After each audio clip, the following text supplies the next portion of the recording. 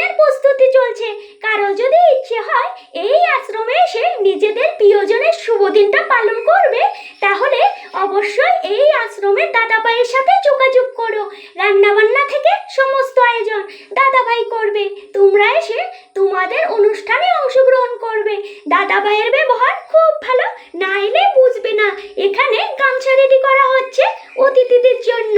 এদিকে বাবা মায়েরা বসে পড়েছে। এখানে যারা থাকেন তাদের কোনো টাকা পয়সা দিতে হয় না, সমস্ত দায়িত্ব আশ্রমের দাদাভাই নিয়ে থাকেন। যাদের দেখার মতো কেউ নেই তাদের জন্য এই আশ্রমের দরজা সব সময় খোলা রয়েছে। মই কবিতা পাঠকক অনুৰোধ কৰিম আমাৰ আজিৰ অতিথিসকলক একোখনকৈ ফুলাম গামোচাৰে আদৰিবলৈ। আৰু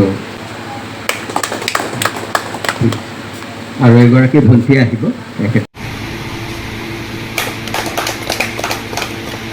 ইনি হলেন এই আশ্রমের দাদাভাই। এতজন বাবা মায়ের দায়িত্ব নিয়েছেন। আশা রাখছি ভবিষ্যতে আরো অনেক অনেক বাবা মায়ের দায়িত্ব নেবেন। তারপর মাইক হাতে দিয়ে আমাকে কিছু কথা বলতে বললেন।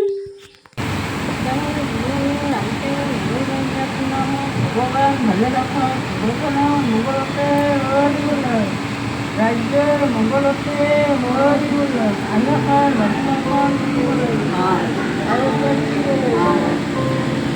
অনুষ্ঠান সম্পূর্ণ হওয়ার পর সবাইকে চা দেওয়া হচ্ছে। ওই যে দিদি ভাইরা চা দিচ্ছেন, ওনারাই এই আশ্রমের রান্না বান্না থেকে বাবা মাদের দেখাশোনা করা সবকিছু করে থাকেন। ওই যে দিদি ভাই ভাত দিচ্ছেন, ইনিও এই আশ্রমেরই একজন। ইনারা শুধু ভাত দিয়েছেন। যাদের অনুষ্ঠান তাদের নিজে হাতে বাবা মাদের সেবা দেওয়ার সুযোগ করে দিয়েছেন। এই যে দাদাভাই খেতে দিচ্ছেন, ইনারই হবু জীবন সঙ্গীর জন্মদিন।